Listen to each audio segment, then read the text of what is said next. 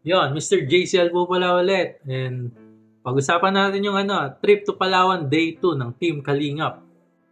At ang title nga pala ng video na to, bakit parang sila na? Bakit nga ba parang sila na? Kasi makikita natin kung gaano ka-close yung dalawa. Si Jomar at si Carla sobrang close.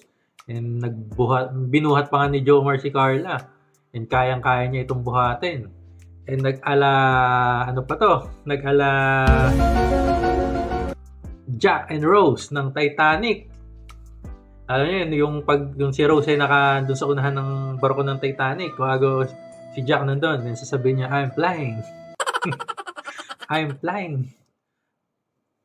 Hindi niya sinabi yun, no? Hindi niya sinabi ni Carla, parang hindi ko narinig yung sinabi ni Carla yun. Sinabi niya yun. Sinabi niya, Jomar, I'm flying. Parang Titanic na Titanic talaga. Yung background music ng Titanic. Makikita natin na mas focus dito ay sa Jomcar. And makikita natin na talagang pinaghandaan ng Jomcar at ng mga kalingap yung mga susuotin nila dito sa pagpunta sa Palawan. Kita naman natin na talagang pang swimming na sila. Yung suot nila talagang pang dagat talaga. And then nga, sumakay sila ng bangka papunta dun sa mga island. Ang dami nilang magagandang napuntahan sa Palawan. Grabe yung tubig dito sa Palawan, napakalinaw rin pala talaga. At ni Jomar si Carla, ginawa rin yun nila Kalingap Rab at ng kanyang may bahay na si Jack. And yun nga,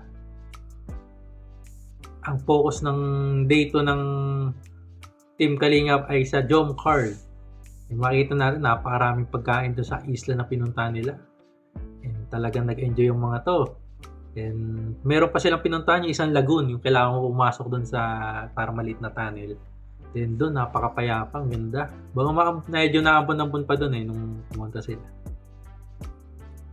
And lahat nag-enjoy, kitang-kita man natin, lalo na Jomcar.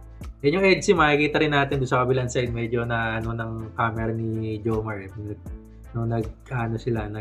Siya yung naghawak ng vlog nung pang vlog nila, and nahagip ng camera Edsy. And so yun, ito yung mga kaganapan na nangyari sa day 2 ng Palawan ng Team Kalingap, and mas focus sila sa Jomcar dito sa day 2 na to.